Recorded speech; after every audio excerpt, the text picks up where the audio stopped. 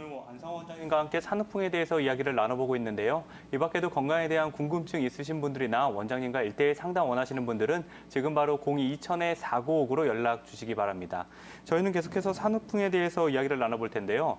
또 이게 동서양의 차이도 있다고 들었어요. 외국의 산모들의 경우에는 미국이나 유럽 쪽 이런 산모들 보면은 출산 후에 바로 이렇게 퇴원하는 경우도 이게 우리나라보다 굉장히 빠르고 또 이렇게 운동이나 찬물로 샤워한다 이런 얘기도 제가 들었었거든요. 네, 그렇죠. 이런 차이가 나는 이유는 뭔가요? 그 산후풍은 사실은 동양 산모들한테 많이 발생을 하는데요. 그 이유는 우리 서양 그 여자분들과 동양 여자분들의 어떤 그 신체적인 구조가 좀 다르기 때문에 그렇습니다. 예를 들면 우리 서양의 산모분들은 물론 다 그런 건 아니지만요. 서양의 산모분들은 골반 자체가 좀 큰 편이고요. 또 북만에서 나오는 아이들의 이 머리 두상은 좀 작습니다. 그렇기 때문에 사실은 초산이라고 하더라도 뭐 한 2-3시간 정도의 가벼운 진통만 한 후에 출산을 하는 경우들이 많기 때문에 출산 과정에서 에너지 소모가 그렇게 심하지도 않고요. 비교적 쉽게 순산을 하기 때문에 출산 후에 우리 뭐 TV 같은 걸 보시면 그냥 시원한 물로 샤워를 하고 또 시원한 주스 한 잔 마시고 아기를 안고 그리고 집에 가는 그런 경우들도 많이 있거든요. 그런데 동양의 산모들은 좀 다릅니다. 동양의 산모들은 대부분 골반이 좀 작은 편이고요. 또 저도 머리가 좀 큰 편이지만 태어나는 아기들의 이 두상은 좀 큰 편이기 때문에 일반적으로 진통 시간이 상당히 깁니다. 초산인 경우에는 24시간 이상 진통을 해서 어렵게 출산한 그런 산모들도 있는데요. 그렇기 때문에 동양의 산모들은 기본적으로 이 골반이 작고 아이들의 머리는 크고 그다음에 체지방이 적은 냉성 체질들이 많고요. 또 서양 분들에 비해서는 평상시에 기초 체력도 좀 약한 편이기 때문에 사실은 출산 과정에서 사용하는 에너지의 소모량이 굉장히 심합니다. 그렇게 에너지의 소모량이 심하고 몸 컨디션이 안 좋을 때는 어떤 질병이든 쉽게 발생할 수 있기 때문에 동양의 산모들한테는 적극적인 산후조리가 상당히 중요합니다. 그렇군요. 이런 신체적 차이로 인해서 진통 시간에도 큰 차이를 보이는군요. 그리고 또 앞서 원장님이 말씀하신 증상 중에 첫 번째 증상으로 몸이 시리다 이런 증상이 있다고 하셨잖아요. 근데 일반적인 우리가 느끼는 냉기와는 어떻게 느낌이 다른 건가요? 사실은 그 시리다라는 표현은 산후풍 환자들이 하시는 상당히 그 특징적인 증상 중에 하나입니다. 근데 이 시리다라는 느낌을 잘 모르시기 때문에 산후풍 산모들의 어떤 가족들이나 남편 또 심지어는 친정 어머님도 산후풍 환자분들의 고통을 잘 이해 못 하시는 경우들이 많은데요. 우리가 감기에 걸렸을 때는 몸이 으슬으슬하다 춥다라고 표현하고요. 산후풍 환자분들은 뼛속이 시리다 또는 애린다라고 표현합니다. 예를 들면 시리다라는 게 어느 정도의 고통이냐면 우리가 한여름에 날씨가 상당히 더웠을 때 깊은 산속의 계곡에 가서 차가운 계곡물에 발을 담그면 건강한 남자분들도요 5분 이상 견디기 힘듭니다.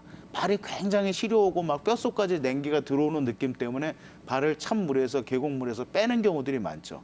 그러니까 결국은 시리다라는 표현은 상당히 참기 힘든 매우 차가운 느낌이 뼛속부터 올라오는 그런 것들은 이제 시리다라고 이렇게 단정 지을 수가 있고요. 그래서 차다, 춥다라는 느낌과 시리다라는 느낌은 상당히 다르기 때문에 산후풍 환자분들이 가장 많이 힘들어하시는 게 찬바람을 맞으면 또는 여름철에 에어컨 바람을 맞으면 머리가 시려요, 얼굴이 시려요, 또는 무릎이 시려요.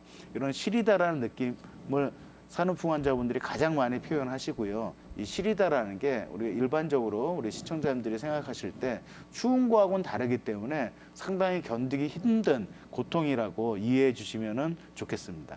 네. 그런데 몸이 시리면서도 오히려 땀이 많이 나서 더욱 고통스럽다는 분들도 굉장히 많으신데 몸은 춥고 시린데 땀이 나는 이유는 왜 그런 건가요? 네. 원래 땀이라는 것은 체온 조절을 위한 우리 인체의 생리적인 반응입니다. 예를 들면은 몸에 열이 많으시고 뚱뚱하신 분들은요. 한여름에 뜨거운 삼계탕 같은 걸 드시면서 땀을 흘리시면 체온이 떨어집니다. 자, 반대로 몸이 냉하고 평상시에 손발이 차고 추위를 많이 타시는 분들은 땀이 안 나는 게 정상입니다.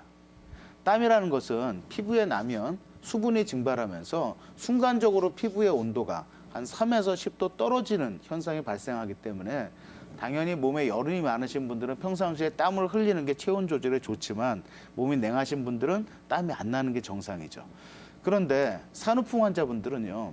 외부에서 들어온 냉기가 마치 우리 몸 안에 자율신경을 기능을 실조를 일으키면서 몸이 춥고 시린데도 자꾸 땅구멍이 열리면서 땀이 나게 되고요. 땀이 나게 되면 즉각적으로 몸의 온도는 더 떨어지면서 시린 느낌을 훨씬 더 심하게 느낍니다.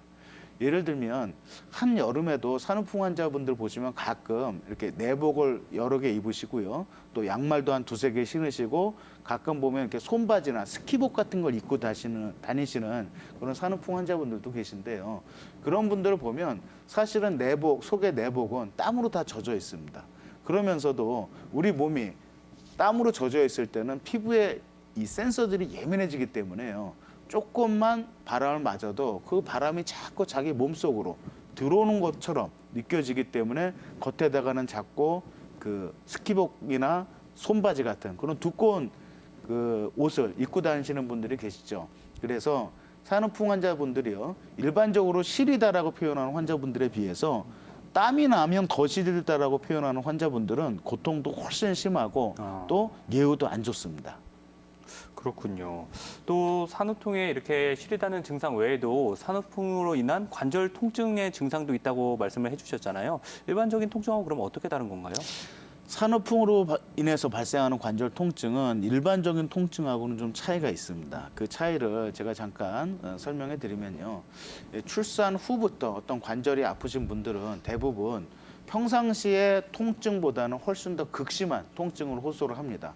또 관절이 이제 경직된다, 또 구축된다라고 표현하는데요. 예를 들면 손가락 관절이나 손목 관절이 경직이나 구축이 오면요. 병 뚜껑을 돌려서 따는 것조차도 힘들고요. 또 수저질이나 젓가락질도 힘들어 하시는 분들이 있습니다. 또한 산후풍으로 인해서 발생하는 관절 통증은 예를 들면 찬바람을 맞게 되면 관절이 훨씬 더 경직이 오고 구축이 오면서 통증이 극심해지는 그런 특징이 있는데요. 일반적인 그런 침 치료나 물리 치료만 갖고는 잘 개선이 안 되는 경우들이 많기 때문에 저희는 뭐 약침 치료나 뭐 근막침 치료나 또는 한약 치료 등 다양한 방법으로 산후풍의 관절 통증 환자들을 치료하고 있습니다. 사실은 가장 많은 그 산후풍 환자분들이 이 관절 통증 때문에 내원하시는 환자분들이 대다수입니다.